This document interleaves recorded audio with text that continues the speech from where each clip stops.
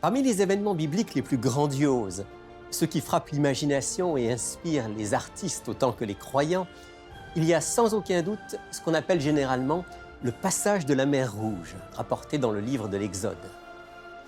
Et au cœur de cet épisode épique de l'histoire du peuple d'Israël, on trouve un homme, un prophète et un leader à la fois hors du commun, Moïse.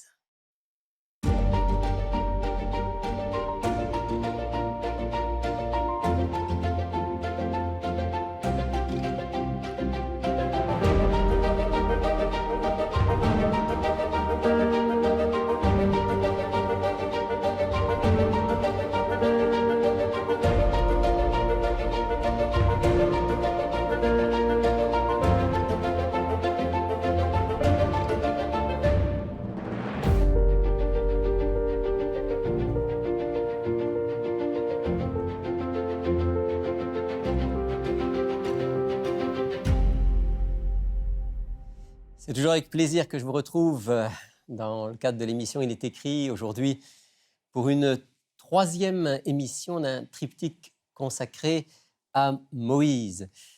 Mon invité est le même que les 2 dernières semaines, pasteur, il est aussi intervenant en soins spirituels, collaborateur régulier d'Il est écrit.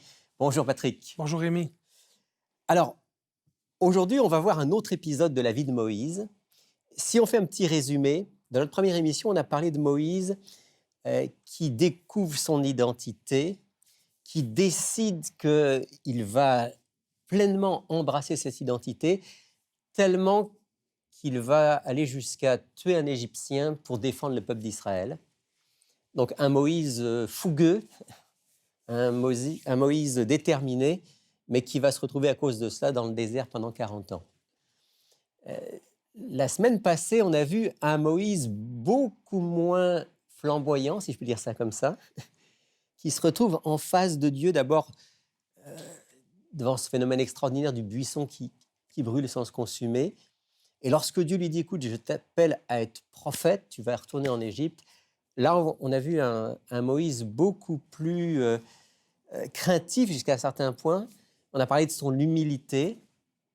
Mais Dieu lui dit, je vais mettre mes paroles dans ta bouche, je vais t'envoyer ton frère, va avec ce fameux bâton qui représente aussi ma présence avec toi, et tu vas parler au Pharaon. Moïse va rencontrer le Pharaon, il va y avoir les fameuses plaies d'Égypte, et finalement, le peuple d'Israël sort sous la direction de Moïse.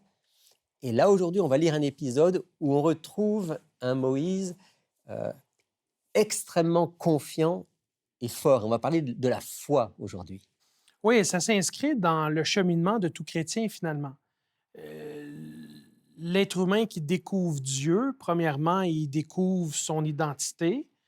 Ensuite de cela, découvre les attentes de Dieu à son égard et son incapacité de répondre à ces attentes par lui-même et donc se fait réconforter par Dieu, à savoir que Dieu va lui donner le vouloir et le faire selon son bon plaisir. Donc, Dieu va aider le chrétien dans sa croissance spirituelle, dans son cheminement avec lui.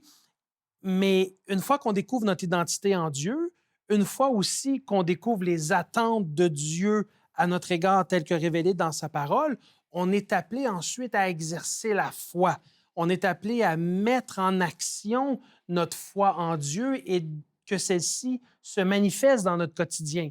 Et dans la vie de Moïse, toutes ces étapes sont exagérées étant donné l'ampleur de la tâche que Dieu va lui confier. Mais quand on regarde la séquence des événements, on peut faire des parallèles avec notre propre cheminement en tant que chrétien. Et donc, nous aussi, comme Moïse, on est appelés à exercer notre foi. À faire des expériences concrètes avec Dieu qui vont nous permettre de grandir dans la foi. Est-ce que tu veux, Patrick, situer le texte qu'on va lire maintenant dans son contexte? On est sorti d'Égypte, on est dans le désert, et là, le peuple d'Israël est face à une impasse. Oui, on se trouve, pour utiliser l'expression, entre l'arbre et l'écorce. Donc, derrière eux, le peuple d'Israël a à sa poursuite l'armée égyptienne parce que l'ordre a été donné d'aller les tuer. Ensuite de cela, devant eux, ils sont confrontés à la mer Rouge. Et finalement, le peuple se retrouve dans une impasse. Et souvent, dans notre vie en tant que chrétien, on peut se retrouver dans certaines impasses où le seul recours demeure Dieu. Idéalement, peu importe ce qui se passe, on devrait mettre Dieu en premier. Mais dans notre croissance spirituelle, par moment, Dieu permet qu'on se retrouve dans certaines situations pour qu'on puisse être dans l'obligation de se tourner vers lui et de se souvenir de lui. Et ça nous amène donc à lire ce texte, qui est un texte assez extraordinaire, dans le livre de l'Exode, chapitre 14, et on va lire à partir du verset 10. Le Pharaon approchait, les Israélites levèrent les yeux, et voici que les Égyptiens s'étaient mis en marche derrière eux. Et les Israélites furent remplis de crainte, ils crièrent à l'Éternel. Ils dirent à Moïse, « Est-ce parce qu'il n'y avait pas de tombe en Égypte que tu nous as emmenés pour mourir au désert? Que nous as-tu fait en nous faisant sortir d'Égypte?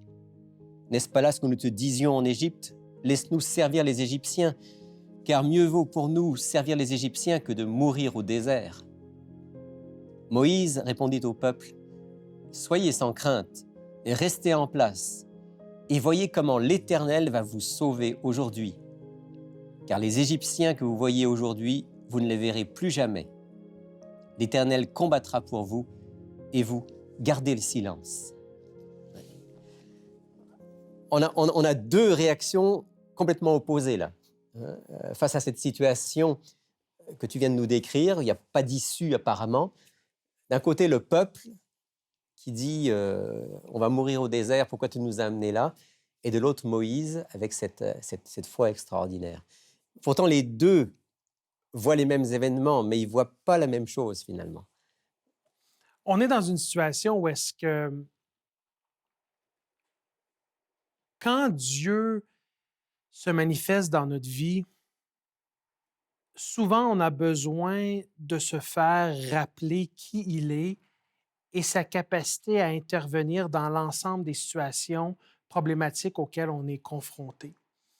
L'être humain est une créature particulière dans la mesure où on a une tendance à l'oubli.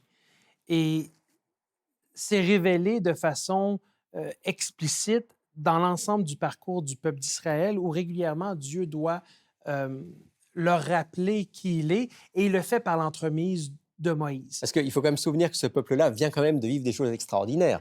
Il a vu les plaies d'Égypte, il a été miraculeusement protégé, mais là, face à cette situation, c'est comme s'ils avaient oublié ce que Dieu avait fait pour eux. Donc, le manque de foi, le doute, la peur, la crainte, l'incertitude, l'insécurité, ce sont des choses qui nous habitent profondément. Mais Dieu étant amour, Dieu étant celui qu'il est, il sait que nous sommes facilement fragilisés devant les épreuves, les obstacles, les problèmes et les difficultés. Et donc, Dieu n'hésite pas dans sa parole à nous rappeler à travers les histoires bibliques, à travers les personnages bibliques, à travers les expériences des uns et des autres dans les Écritures, qu'il est là pour nous accompagner et être avec nous, nous encourager, nous délivrer, nous libérer. Et ça, c'est quelque chose qu'on a besoin de se faire rappeler quasi quotidiennement. Et je vais aller un peu plus loin dans mon propos, Rémi, si tu me permets. Moïse a été un exemple et un peu un modèle dans cette situation de comment nous devrions réagir face à une problématique. Mais trop souvent, on est dans une situation où est-ce qu'on cherche à se faire confiance à soi-même et à ses propres aptitudes ou ses propres qualifications pour essayer de résoudre un problème. Or, la relation que Dieu va avoir avec nous, c'est vraiment une relation de proximité où est-ce que dès que je suis confronté à quelque chose qui pourrait ébranler ma paix, cette paix qui vient de Dieu, Dieu s'attend à ce qu'on aille à lui dans la prière par le moyen de la foi. Et donc, notre premier réflexe quand on est devant une mer rouge dans notre vie et une armée qui nous poursuit derrière nous, ce serait d'aller en prière à Dieu, de lui expliquer la problématique et de le solliciter pour qu'il puisse nous soutenir, nous encourager, nous aider et trouver des solutions et aplanir notre sentier devant nous. Ce qu'on peut remarquer ici, c'est que Moïse a certainement fait la démarche que tu viens de décrire, lui. Dans toute cette histoire, il reste en relation avec son Dieu, il a confiance. Euh, le peuple, lui, a plutôt tendance à s'en tenir à ce qu'il ressent, ce qu'il voit. Dans la foi, il y a quand même un regard qui va au-delà du visible. Est-ce que je peux le dire comme ça? Oui, et on a tendance à compliquer la foi. On a tendance à regarder les Écritures et suranalyser, Mm. critiquer, tomber dans des argumentaires où tout nous semble illogique, irrationnel. Mais en fait, la relation avec Dieu, c'est pas si compliqué. Si Dieu l'a dit, il nous demande de le croire. Et si on a de la difficulté à croire ce que Dieu nous a dit qu'il allait faire pour nous, à ce moment-là, c'est ce qui doit être dit dans notre prière. Mhm. Seigneur, j'ai un problème, le voici. Tu me dis dans ta parole que tu vas me soutenir, m'accompagner, m'encourager, m'aider à trouver des solutions. J'ai du mal à y croire. J'ai du mal à y croire. Viens aider ma foi. Viens à la rescousse de ma foi et augmente ma confiance en toi. Donne-moi de la patience. Et trop souvent, on essaie d'arranger les choses par nous-mêmes. Et quand on essaie d'arranger les choses par nous-mêmes, on a la fâcheuse habitude de les amplifier et de les rendre pires, au lieu de prendre du recul et d'être patient et de demander à Dieu son aide. On a l'impression que ça n'a pas d'allure de réfléchir de cette façon. Mais en fait, c'est justement ce que Jésus nous enseigne de faire dans les évangiles. C'est ce qu'il a enseigné aux apôtres. C'est ce que Dieu a révélé aux patriarches et aux prophètes dans les Écritures. Dès qu'il y a un problème, venez à moi, prenez ma parole. En bon québécois, on utilise l'expression pour du cash. Ce que j'ai dit que j'allais faire, je vais le faire. Je vais le faire en mon temps, selon ma volonté et pour votre bien-être. Je reviens un petit peu sur ce qu'on disait tout à l'heure. S'il y a des moments où on a du mal à avoir la foi, parce que je pense que tous, à un moment ou un autre, on doit dire qu'on passe par cette expérience. Je reprends l'exemple du peuple. Le peuple aurait pu aller vers Moïse en disant « Moïse, on a peur, qu'est-ce qu'on fait ?» Ouais. Et Moïse aurait pu leur dire ben, « Écoutez, on va se tourner vers l'Éternel, l'Éternel va nous sauver. » Alors que là, ils sont vraiment dans une révolte. Dieu nous invite en fait à nous tourner vers lui, même si on est désemparé, même si on n'arrive pas à y croire, même si on se demande comment on va s'en sortir. Venez tel que vous êtes, dites-moi votre difficulté à croire et moi, je vais fortifier votre foi. C'est ça, en quelque sorte? Absolument. Et c'est quelque chose qu'on doit développer quotidiennement. Ça doit devenir seconde nature. Ça doit s'inscrire dans nos habitudes quotidiennes. Quand ça va bien, on prie. Quand ça va moins bien, on prie. Quand ça va mal, on prie. Dans tous les cas, on demeure dans cette intimité relationnelle avec Dieu. Et Moïse, dans sa vie, c'est ce qui est manifesté à maintes et maintes reprises. C'est qu'il avait ce contact intime, ce contact conscient, ce contact vivant avec Dieu au point où est-ce que la volonté de Dieu était manifeste quotidiennement dans la vie de Moïse. On l'appelait l'homme de Dieu. Exactement. Et c'est quelque chose auquel on peut aspirer en tant que chrétien, d'avoir cette intimité avec Christ au point où est-ce que, peu importe l'adversité auquel on est confronté, on a ce réflexe d'aller se réfugier auprès de Dieu par la prière, par la conversation avec Dieu et de dire, Seigneur, voici ce que tu m'as dit dans ta parole, maintenant fais-le selon ta volonté, fais-le en ton temps, fais-le dans une dynamique où ce qui va se passer, ça va être le mieux pour moi et aide-moi à le croire, aide-moi à l'intérioriser, aide-moi à l'assimiler et aide-moi à être patient dans cette difficulté. Parce que là, dans le texte, Moïse dit « L'Éternel combattra pour vous, les Égyptiens que vous voyez, vous ne les verrez plus jamais. » Donc Moïse a cette confiance parce que Dieu lui a dit qu'il va libérer son peuple, qu'il va intervenir de manière puissante. Le passage de la mer Rouge, c'est peut-être l'un des plus grands miracles qui soit raconté dans la Bible. Dieu, aujourd'hui encore, comme tu disais tout à l'heure, ouvre la mer Rouge, mais ce n'est pas toujours aussi spectaculaire. Donc, la foi, c'est aussi de faire confiance à Dieu, même quand les miracles ne sont pas aussi étonnants que celui qu'on lit Oui, aujourd'hui. et dans ce texte, il y a aussi un élément qui est intéressant de mentionner, c'est celui où Moïse demande au peuple de garder le silence. Mhm. Et une des difficultés que nous avons en tant que chrétiens quand nous sommes confrontés à une problématique quelconque, une mer rouge qui est devant nous, aussi petite soit-elle, cause chez nous de l'anxiété, du stress, de l'angoisse, de l'insomnie. Et là, on est dans des discours intérieurs qui sont infatigables et interminables. Et là, comme le peuple, on commence à murmurer. Mais peut-être qu'on ne murmure pas à voix haute auprès de notre épouse, devant nos enfants ou nos collègues de travail ou nos amis ou le pasteur ou à l'église ou peu importe, mais on murmure intérieurement. On commence à se dire, peut-être j'aurais été mieux si j'aurais fait ou si j'aurais demeuré dans telle situation. Peut-être les choses seraient mieux pour moi aujourd'hui si j'aurais pris telle et telle décision. Et là, on commence à remettre tout le processus de foi, tout notre cheminement chrétien, on commence à jouer avec ça intérieurement. Et c'est très dangereux parce que c'est une route qui est très glissante et qui mène à des doutes des fois qui sont difficiles à surmonter. Et c'est pour ça que dans ce texte-là, on est appelé au silence. Pourquoi le silence? Le silence dans l'opportunité de voir Dieu agir, de voir Dieu se manifester, de voir Dieu se révéler. Calmez-vous, restez tranquille, regardez, faites-moi confiance, et vous allez voir que j'interviens pour vous. Oui, parce que c'est important pour toi et moi dans notre vie de prière, et la foi se manifeste dans la prière. C'est une des façons dont Mhm. on active la foi d'une certaine façon. C'est important de parler avec Dieu. Mhm. Mais qu'est-ce qu'on devrait préférer en tant que chrétien? Est-ce qu'on devrait préférer nous qui parlons à Dieu ou est-ce qu'on devrait préférer Dieu qui nous parle? Ah, on devrait préférer Dieu qui nous parle parce que Dieu étant qui il est, a certainement quelque chose de pertinent à nous dire. De toute façon, quand je parle à Dieu, il les connaît, mes problèmes. Il les connaît à partir même d'un soupir profond qui m'habite.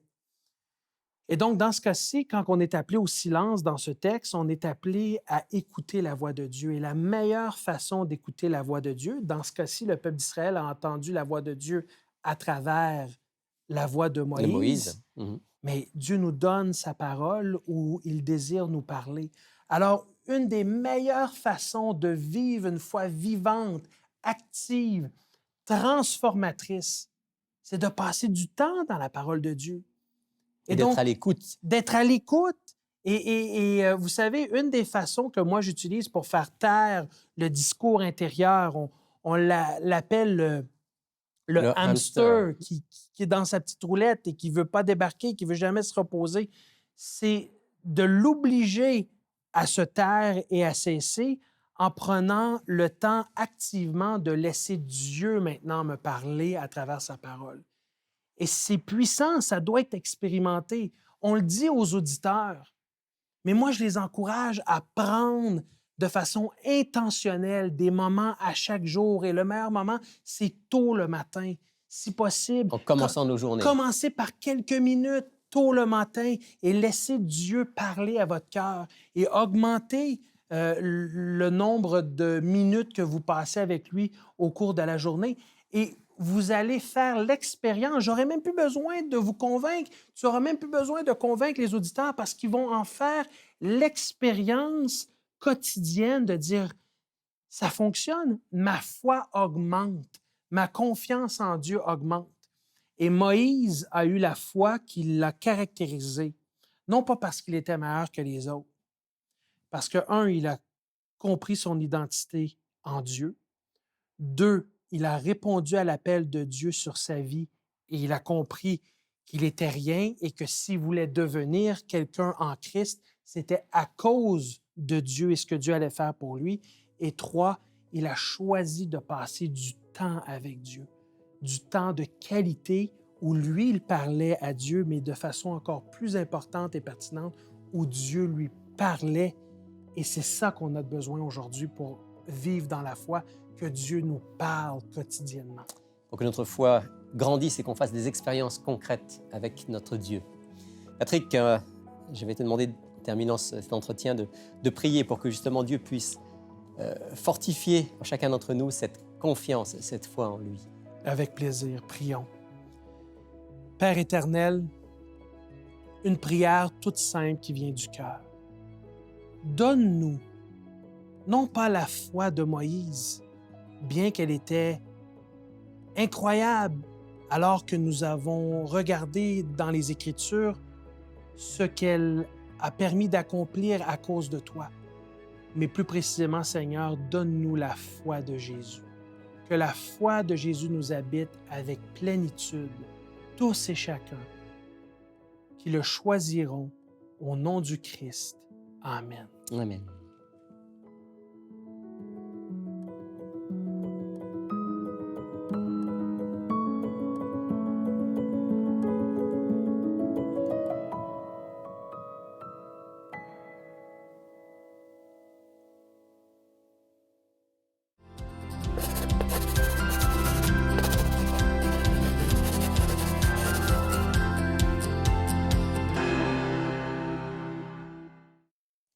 Notre offre de la semaine est un excellent petit livre intitulé, comme cette émission, La foi de Moïse, un livre qu'Alberto a beaucoup aimé. Bonjour Alberto. Bonjour Rémi, oui, j'ai eu un grand plaisir à lire le livre qui a été écrit par Richard Lemann, auteur aussi du commentaire du livre de l'Apocalypse. On a proposé il y a quelque temps, absolument. Voilà. Et donc, il y a deux raisons particulières pour lesquelles j'ai vraiment aimé la lecture du livre. Premièrement, c'est que Moïse est présenté comme un homme. En fait, un homme ordinaire, si on peut le dire. Pas un surhomme. Voilà, voilà. Donc, pas ce Moïse d'une grande foi, mais plutôt quelqu'un comme nous. Et donc, en lisant le livre, Moïse devient moi, devient nous dans le sens on a besoin de grandir spirituellement. On peut s'identifier à son parcours pour grandir dans la foi. Voilà, voilà. Donc ce Moïse qui a eu cette grande foi n'a pas toujours été ce Moïse. Et l'on voit que la personne qui est extraordinaire, c'est Dieu. Et donc, Dieu est extraordinaire à l'époque de Moïse et est extraordinaire à mon époque aujourd'hui. Donc, ça, c'est la première raison pour laquelle j'ai aimé la lecture du livre. La deuxième raison, c'est que l'auteur connaît très bien le texte biblique. On le voit, il y a beaucoup de références à gauche et à droite. Et donc, c'est un livre qui est basé sur ce qu'on lit dans la Bible et les connexions qu'il va faire me surprenaient. Donc, connexion dans le Nouveau Testament, connexion dans l'histoire même de Moïse. Juste pour en mentionner une rapidement, cette flamme qui brûlait, le buisson qui était en feu, l'auteur va mentionner que ça représente ce désir de Dieu, ce désir en feu de rencontrer Moïse. De l'autre bord, on a aussi Moïse qui était, pendant de nombreuses années, avait une flamme en lui pour rencontrer Dieu. Et donc, les deux flammes se sont rencontrées ce mont Sinaï-là. Donc, c'est un livre que j'ai beaucoup aimé. Je crois bien que ça va aider nos auditeurs à pouvoir grandir spirituellement. Tous ceux qui voudraient justement grandir dans la foi, et je pense que c'est nous tous, on a intérêt à lire ce petit livre. Rappelle-nous son titre et combien il nous coûte. Oui, donc c'est La foi de Moïse pour 12 $ plus les frais de port. Et ça vaut la peine de mettre 12 $ pour ce petit livre. Tout à fait, tout à fait. Voilà, et puis alors, on va prendre encore les quelques minutes qui nous restent pour parler d'une question d'un auditeur ou d'une auditrice. Oui, donc qui nous a écrit, donc c'est anonyme, qui nous a écrit de YouTube. Puis la question est très importante. Est-ce que la Bible peut être une idole? Dans le sens que quelqu'un ne peut pas dormir sans avoir la Bible sous l'oreiller ou à ses côtés. J'aime beaucoup la question qui peut paraître paradoxale. Est-ce que ce livre-là, qu'on considère comme la parole de Dieu, pourrait devenir une idole? Selon toi, Alberto? Réponse courte, oui. Oui. Moi, personnellement, quand j'étais plus jeune, on avait l'habitude à la maison de laisser la Bible ouverte dans les psaumes 91. Simplement parce qu'on croyait qu'en la laissant ouverte, l'ennemi allait se tenir loin. Le psaume 91, pour ceux qui ne savent pas, c'est un psaume qui parle de la protection de Dieu. Oui, oui. Donc, nous, on avait cette croyance qu'en laissant la Bible ouverte, bien, l'ennemi ne pouvait pas rentrer chez nous. Donc, dans ce sens-là, la Bible était une idole. Elle devient une sorte d'objet magique, Hmm.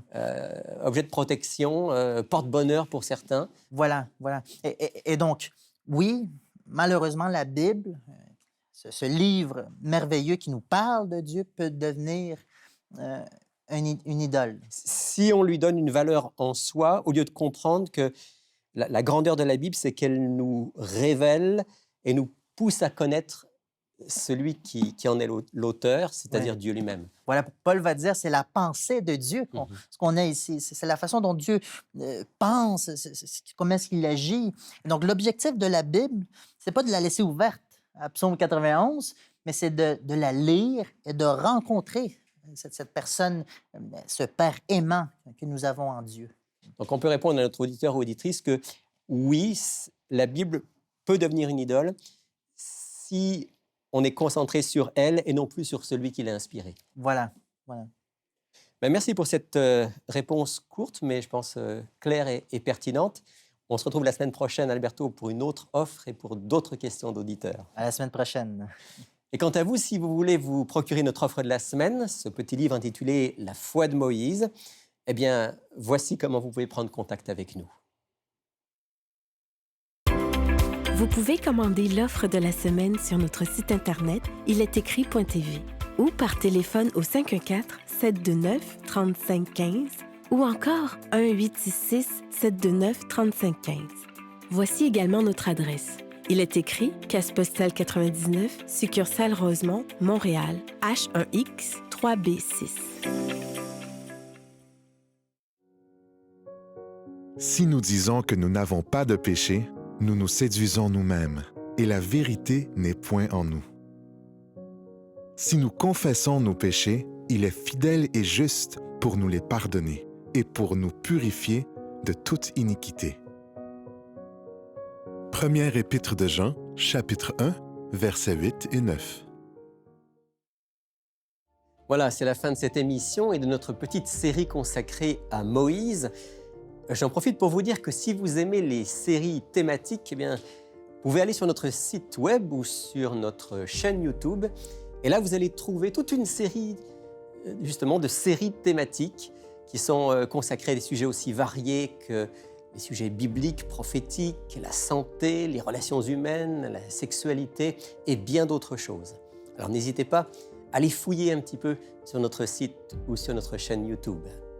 Moi, je vous retrouverai avec plaisir la semaine prochaine pour un tout autre sujet. Mais d'ici là, souvenez-vous qu'il est écrit « L'homme ne vivra pas de pain seulement, mais de toute parole qui sort de la bouche de Dieu. »